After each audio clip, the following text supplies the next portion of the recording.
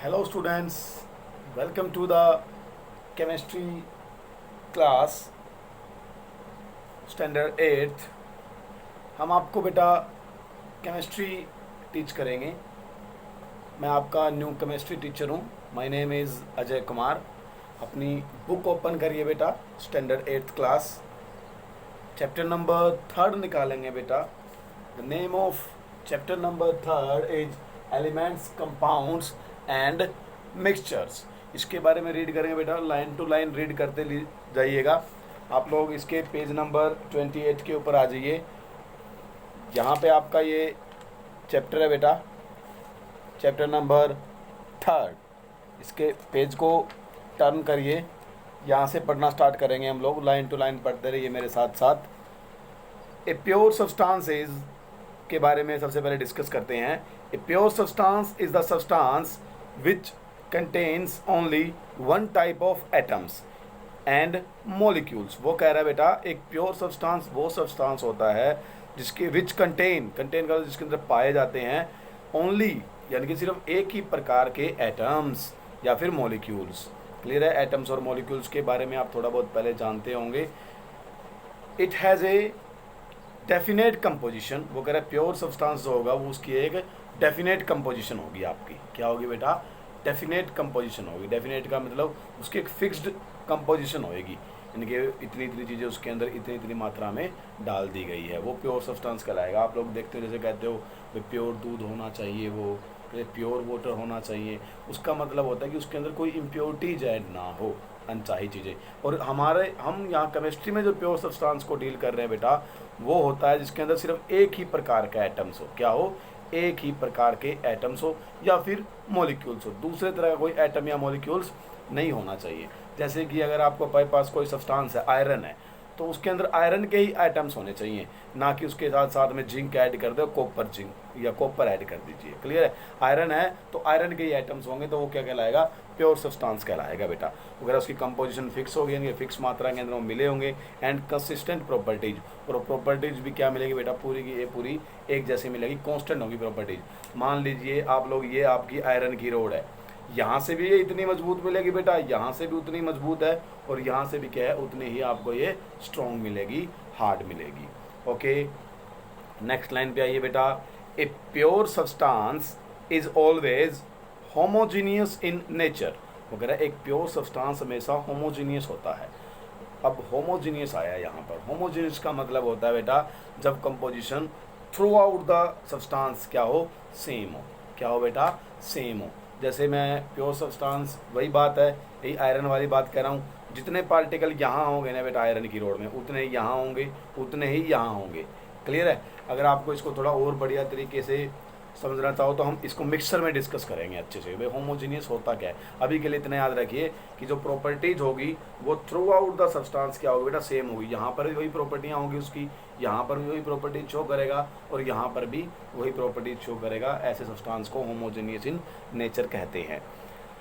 A pure substance can be classified as elements and compounds. वो कह रहा है एक प्योर जो सब्सटेंस है वो एलिमेंट्स भी हो सकता है और वो एक कंपाउंड भी हो सकता है।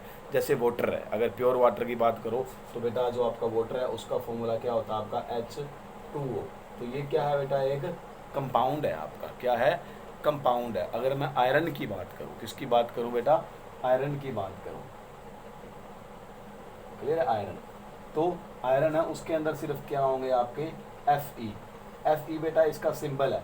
जैसे हम लोग वाटर को क्या लिख रहे हैं? H2O से डिनोट कर रहे हो, तो आयरन को हम लोग किससे डिनोट करते हैं? Fe। ये सिंबल होता है, इसका केमिकल सिंबल है।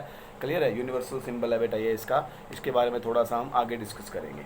ओके, तो आगे वो कह रहा है an element is a pure chemical substance. एक एलिमेंट जो होता है आपका बेटा एक प्योर सब्सटेंस होता है, made up of a only one type of atoms, एक ही एटम से मिलकर बना होता है। While a compound is a pure substance, और जो कंपाउंड है वो एक प्योर सब्सटेंस होगा by chemically combining atoms two और more elements in a definite proportion. तो अगर कंपाउंड एक प्योर सब्सटेंस होता है बेटा, दो या दो से ज़्यादा एटम्स की एक आपको एक फॉर्मूला मिलेगा, एक कंपाउंड बनेगा, एक मॉलिक्यूल बनेगा। क्लियर है, जिसके अंदर वो मॉलिक्यूल्स एक फिक्स्ड प्रोपोर्शन के अंदर ऐड होंगे। जैसे ये वाला क्या है मेरा, एक कंपाउंड है, ये क्या है बेटा, कंपाउंड है। अब इसके H2O है, तो ये फिक्स्ड प्रोपोर्शन के अंदर मिलेंगे, यानी कि इसके अंदर अगर बात करूँ तो दो तो मेरे हाइड्रोजन है और एक क्या है, ऑक्सीजन है। एक क्या है बेटा, मेरी ऑक्सीजन है, O4 ऑक्सीजन है बेटा, ऑक्सीजन 1 है, H2 यहाँ 2 लिख रखा है, तो ये हाइड्रोजन कितने हो गए, 2 हो गए। तभी वो कह रहा है कि फिक्स्ड प्रोपोर्शन होगा उनका। क्लियर है मेरी बात यहाँ तक। अभी आपको यहाँ पर अब उसने क्या लिख रखा, अब यहाँ आगे हम लोग बेटा differences between elements and compounds, यहाँ पे जो डिफरेंस दे रखा है आप लोगों को वो रीड आउट कर रहा हूँ बेटा मैं। फर्स्ट पॉइंट देखिए, an element is made up of only one atom. अभी डिस्कस किया हमने, एक एलिमेंट सिर्फ एक ही एटम से मिलकर बना होगा। सेकंड, एक compound is made up of atoms of 2 और more different elements combine in a fixed state, यानी कि 2 या 2 से ज़्यादा एटम होंगे जो एक फिक्स्ड रेशो के अंदर आपके अटैच्ड होंगे।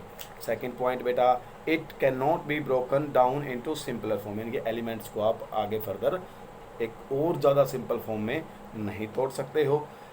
Compound, it can be broken down into A simpler form that is it's constituent elements. वो कह रहा है कि आप लोग एक कंपाउंड को एक सिंपल पदार्थ में दोबारा चेंज कर सकते हो। वाटर है, वाटर को हम लोग अलग कर करके बेटा किस में चेंज कर सकते हैं, हाइड्रोजन और ऑक्सीजन अलग अलग कर सकते हैं इसमें। क्लियर है। लेकिन आयरन की अगर कोई रोड है बेटा, उसको क्या आप लोग ब्रोक करोगे, क्या तोड़ोगे, क्या जो आयरन का जो एक एटम होगा उसको अलग कर दोगे, अलग कर लेना, फिर उस एटम को तो नहीं तोड़ पाओगे ना आप लोग। क्लियर है, वो जो एक एटम आएगा आयरन का उसको तो नहीं तोड़ पाएंगे। क्लियर है, लेकिन हाँ जहाँ वाटर में H2O था उसको हमने अलग अलग कर दिया हाइड्रोजन और ऑक्सीजन के अंदर। ओके, चलिए आगे बेटा। थर्ड पॉइंट क्या कह रहा है, properties of elements and their constituent atoms are same. वो कह रहा है कि जो प्रॉपर्टीज होगी एलिमेंट्स की और जो एटम्स होंगे उसके, या वो उनको सबकी प्रॉपर्टी क्या मिलेगी बेटा, सेम मिलेगी। यानी कि जो आयरन का मेरा कोई भी पीस होगा, क्लियर है, तो उसकी जो प्रॉपर्टीज होगी हर एक एटम की सबकी क्या मिलेगी बेटा, सेम मिलेगी आप लोगों की।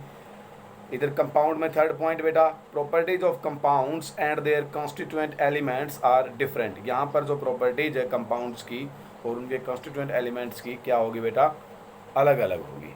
क्या होगी, अलग अलग हो सकती है। देखिए ये क्या है, कंपाउंड है। अब इसके कॉन्स्टिट्यूएंट पार्टिकल क्या क्या है, हाइड्रोजन और ऑक्सीजन है। क्लियर है, यहाँ वाटर H2O की फॉर्म में है, इसकी कॉन्स्टिट्यूएंट पार्टिकल क्या है, हाइड्रोजन और ऑक्सीजन है। क्लियर है, यहाँ पर हाइड्रोजन की प्रॉपर्टी अलग होती है, वैसे ऑक्सीजन की अलग होती है, लेकिन जब ये कंबाइन हो जाएंगे आपस में, जब ये वाटर बन जाएगा तब ये प्रॉपर्टीज क्या होगी बेटा, अलग शो करेंगे। यानी जब हाइड्रोजन और ऑक्सीजन H2O की फॉर्म में तब अलग प्रॉपर्टी शो करेंगे, अकेला H अलग प्रॉपर्टी शो करेगा, अकेला O अलग टाइप की प्रॉपर्टी शो करेगा। एग्जाम्पल में एलिमेंट्स के हाइड्रोजन, ऑक्सीजन, एल्युमिनियम, गोल्ड वगैरह के एटम्स आ जाएंगे। उधर आपके कंपाउंड्स के अंदर आपका कॉमन साल्ट हो गया, जो आप लोग डेली खा रहे हो खाने के अंदर, NaCl वगैरह, NaCl फॉर्मूला होता है आपके कॉमन साल्ट का। क्लियर है, अमोनिया हो गई आपकी बेटा, या फिर आपका कार्बन डाइऑक्साइड हो गई है। क्लियर है, CO2 जिसका फॉर्मूला होता है कार्बन डाइऑक्साइड का। आई या नहीं आई बात मेरी समझ में आपको यहाँ तक, क्लियर हुआ बेटा। ठीक है, इनको अच्छे से पढ़िए, हर एक पॉइंट आपको क्लियर होना चाहिए बेटा। क्या होना चाहिए, क्लियर होना चाहिए आपका हर एक पॉइंट्स। एक डू यू नो में उसने एक बात लिख रखी है बेटा, बड़ी इंटरेस्टिंग, उसने आपको नॉलेज के लिए एक लाइन राइट कर रखी है। क्या कह रहा है, hydrogen is the lightest of all the elements. वगैरह जितने एलिमेंट्स हैं ना नेचर के अंदर, मैं बता दूं नेचर के अंदर 118 एलिमेंट्स पाए जाते हैं बेटा। कितने पाए जाते हैं, 118 एलिमेंट्स है अब तक। कितने बेटा, 118 एलिमेंट्स अब तक नेचर के अंदर एग्जिस्ट करते हैं at present till the date. Okay, तो कह रहा है कि इनमें से हाइड्रोजन जो है वो सबसे लाइटेस्ट है, यानी कि सबसे हल्का है। क्लियर है, एलिमेंट है, और is the most common element found in the universe. और जो हमारा ये यूनिवर्स है, पूरा ब्रह्मांड, पूरा यूनिवर्स का मतलब बेटा धरती की बात नहीं कर रहा वो अकेली, सब कुछ, चांद, तारे, दूसरे ग्रह, जो भी हो रहा है, जितना बड़ा पूरा आसमान है, क्लियर, इस सब के अंदर वो ग्रह है, कॉमनली हाइड्रोजन पाई जाती है। मोस्ट कॉमन एलिमेंट है ये, ओके, यूनिवर्स के अंदर। सेकंड पॉइंट उसने क्या लिख रखा है, helium is the second most common element. और हीलियम क्या है बेटा, दूसरा सबसे ज़्यादा पाया जाने वाला एलिमेंट है, या मोस्ट कॉमन एलिमेंट है, यानी ज़्यादातर पाया जाने वाला एलिमेंट है यूनिवर्स के अंदर। But on the earth it is very rare. हाँ, धरती के ऊपर हीलियम बहुत कम पाया जाता है। क्लियर है। लेकिन यूनिवर्स के अंदर सेकंड सबसे ज़्यादा पाया जाने वाला क्या है, ये एलिमेंट है बेटा। क्या है, एलिमेंट है आपका। क्लियर है। तो आज के लिए हम इतना ही पढ़ेंगे बेटा। उम्मीद करता हूँ आप लोग घर पे अच्छे से रीड आउट करेंगे। क्लियर है मेरी बात। हर एक लाइन को अच्छे से रीड आउट करिए। कुछ भी ना समझ आए तो मुझसे आप लोग पूछ सकते हैं। ओके, थैंक यू बेटा।